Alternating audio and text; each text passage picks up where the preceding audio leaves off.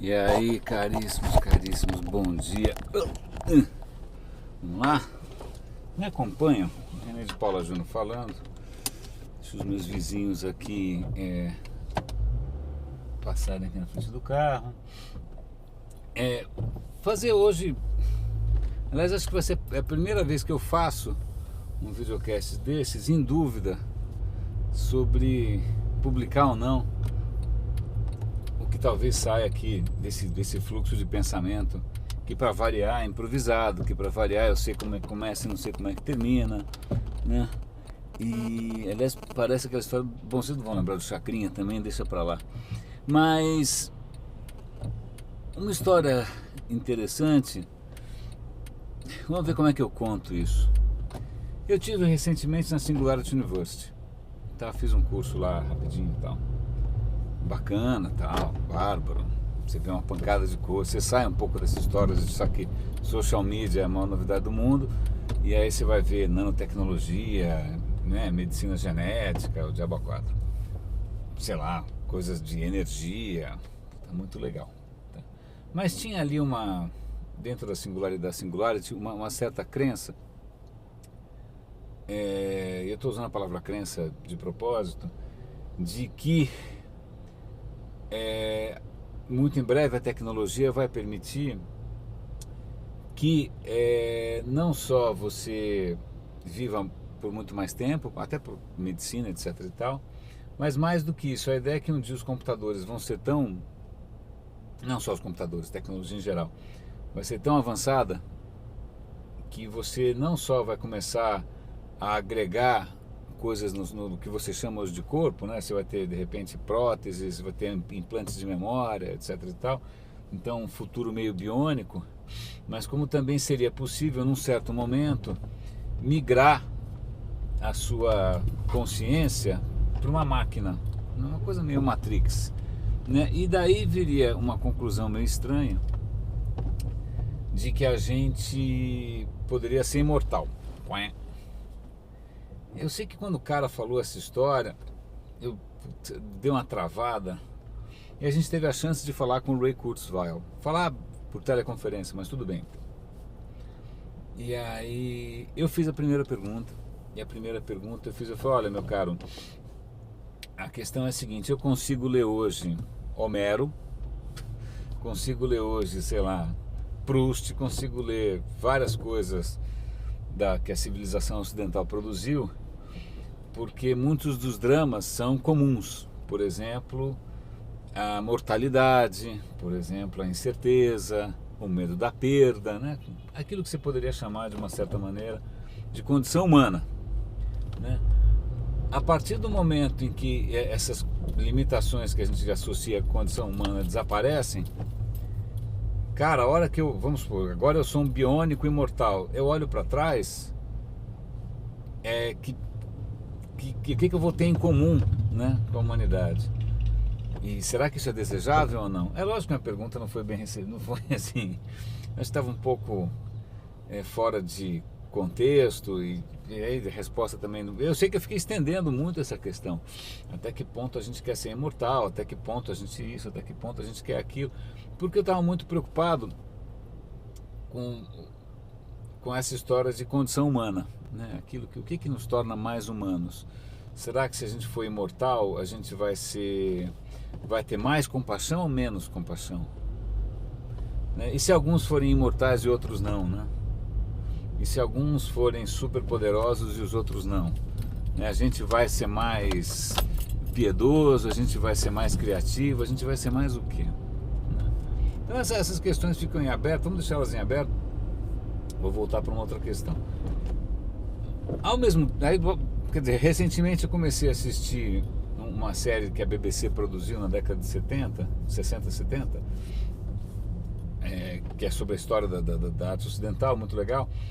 E o cara, pela primeira vez, o cara faz um exercício interessante. Ele fala, olha a cara dessa escultura romana, olha a cara dessa pintura renascentista italiana, olha a cara desse pintor alemão mostrando E foi a primeira vez que eu percebi, quando o cara chamou a atenção, que na verdade, embora fossem rostos humanos, você tinha tipos de humanidade ali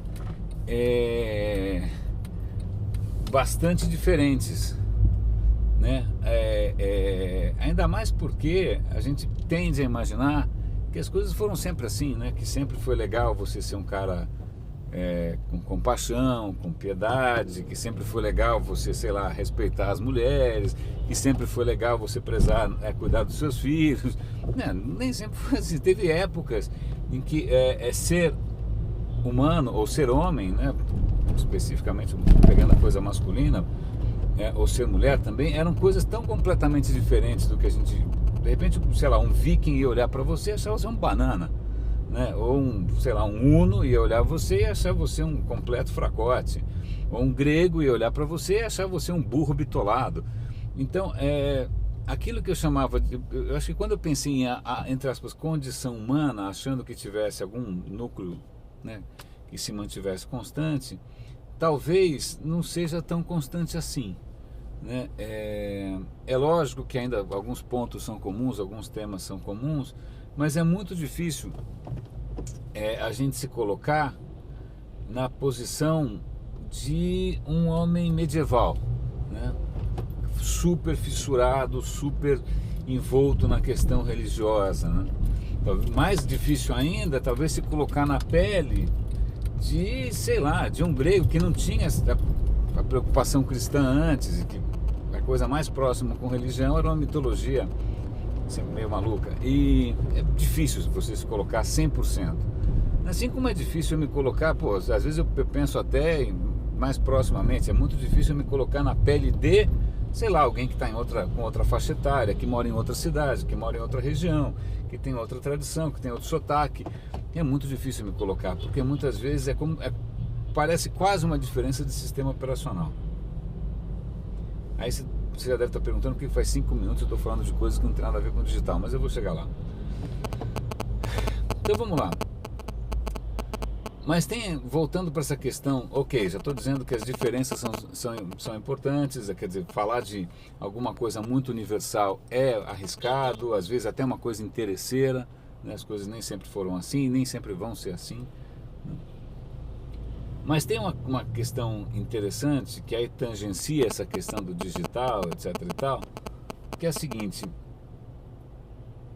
quando eu vejo hoje como muita gente trabalha, ou como muita gente, sei lá, vive, tem uma questão curiosa de encasulamento, encapsulamento, né? Há muito tempo atrás, quando a Sony fez o Walkman, uma das campanhas que o Walkman da Sony fez, o Walkman é o avô do iPad, né? Como é que chama? iPod.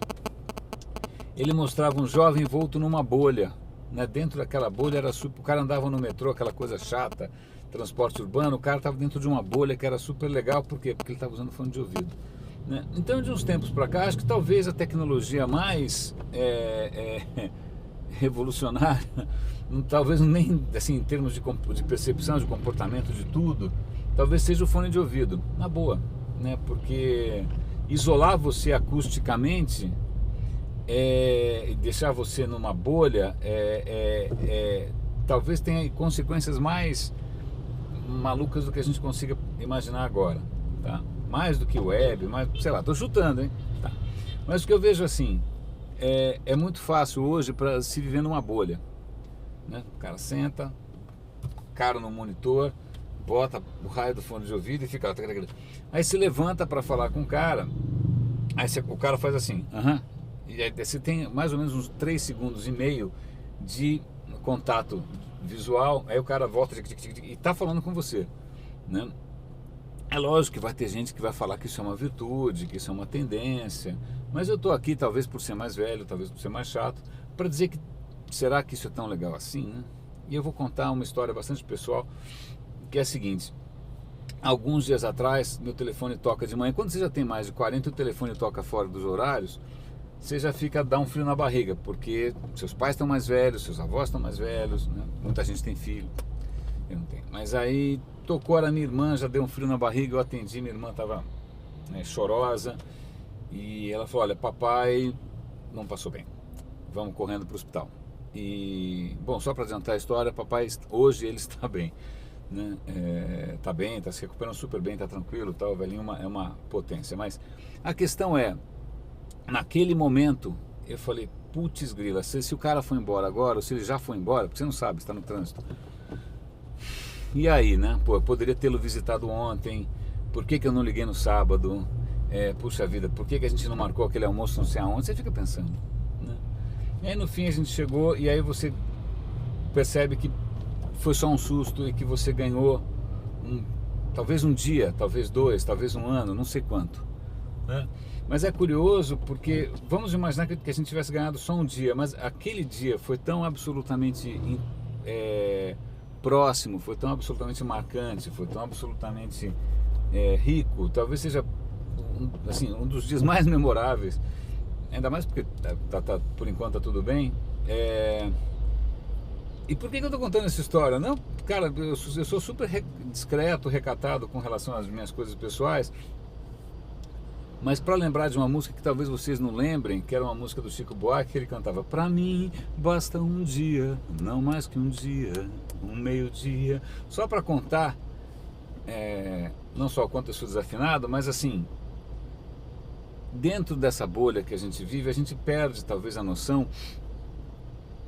dessas coisas muito frágeis e delicadas, que é a vida humana, as suas relações, né, o quanto esses momentos presenciais, breves, rápidos, né, são preciosos, eles são caros, né, são raros, não tem volta, né?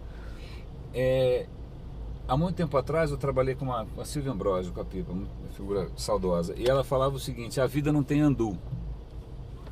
E é verdade, talvez uma das coisas que o digital dá um certo conforto, uma certa ilusão, é nessa questão não só de que as coisas são infinitas, tal, que as coisas, né, tá tudo ali, parece um útero, né, de diversão em volta de você, mas de que as coisas são todas copiáveis, são todas, não tem fim, né, são infinitas, você não perde, e não só, as coisas são reversíveis, né? E aí,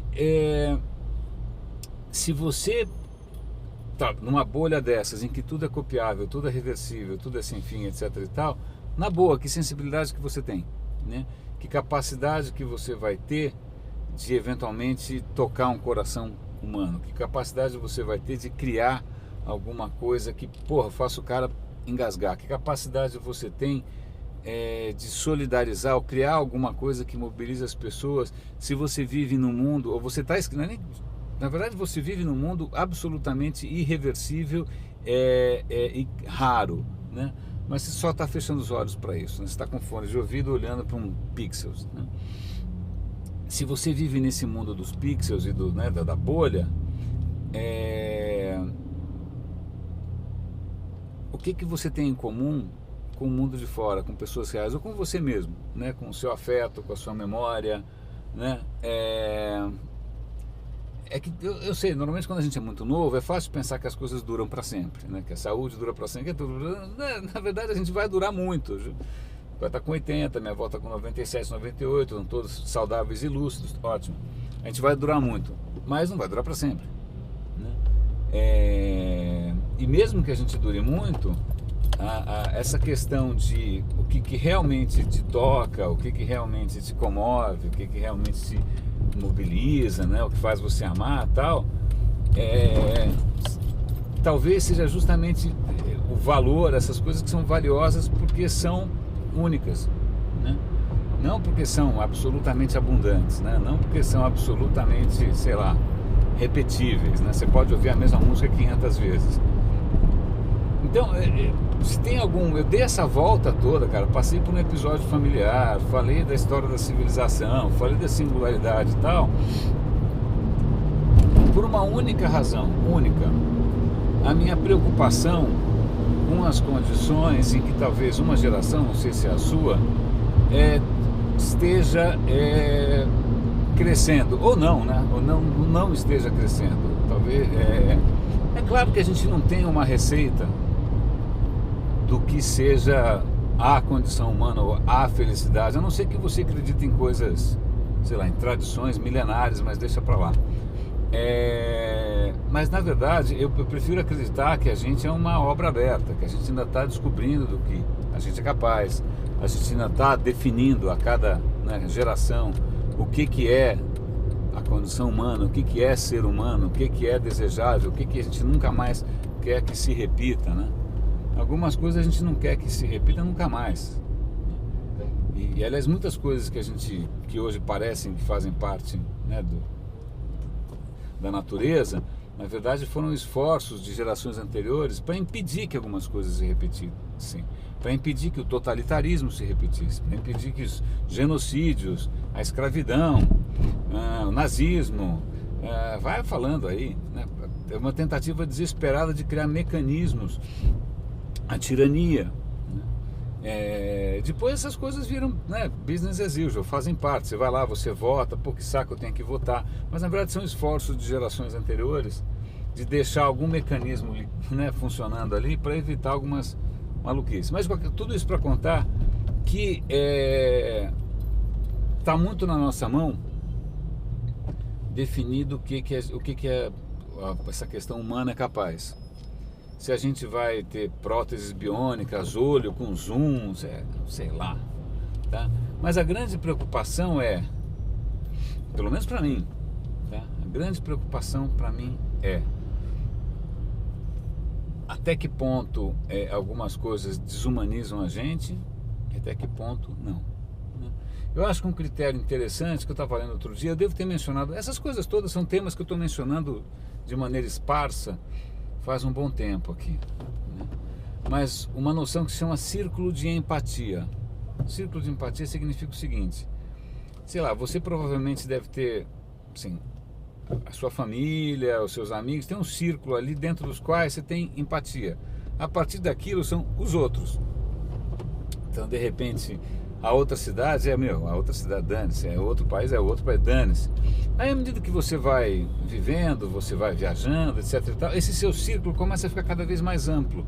Você começa, de repente, a enxergar com mais empatia ou entender um pouco melhor outros povos, outras coisas, e vai expandindo isso, tá? Esse, para mim, é um bom critério de humanidade, né, até que ponto, até onde você consegue estender o seu círculo de empatia, né? Até que culturas ou pessoas ou gerações diferentes você consegue se relacionar, você consegue né, ter empatia, consegue ter algum tipo de vínculo afetivo positivo.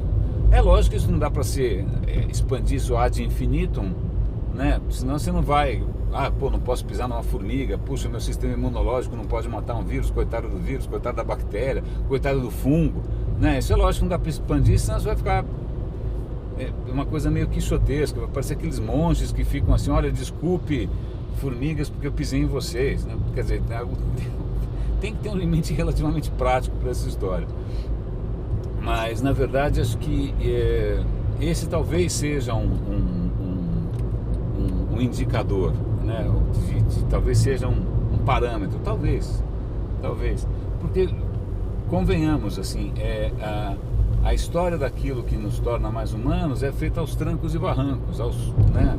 Você consegue identificar algumas pessoas, alguns pequenos movimentos, alguns pequenos grupos intercalados por décadas, às vezes por séculos. Quando você fala do Renascimento, foi uma coisa super pontual, mas que as ondas estão, né, até hoje aí ressoando, inspirando todo mundo e tal, mas são coisas muito isoladas. Puxa, isso vale a pena a gente incorporar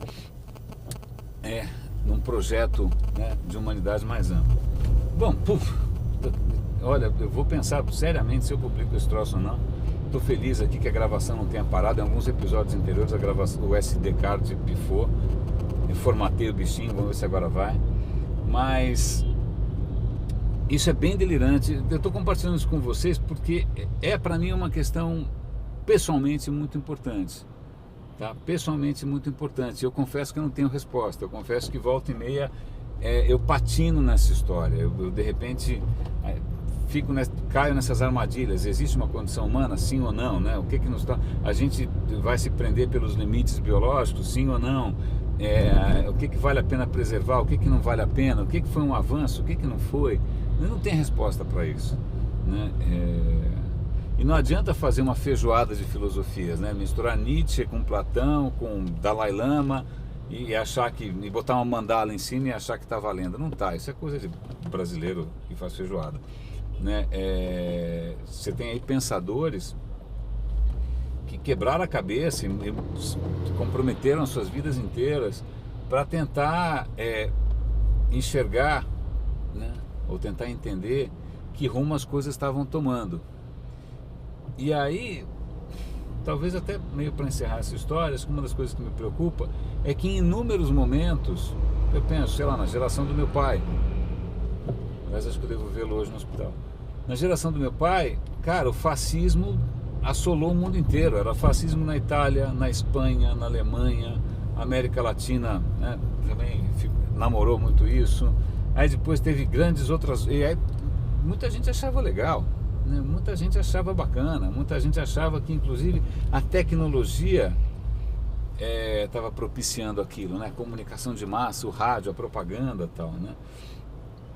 Então nem sempre aquilo que né, parece uma força é positivo. No século passado a gente viu um monte disso, né?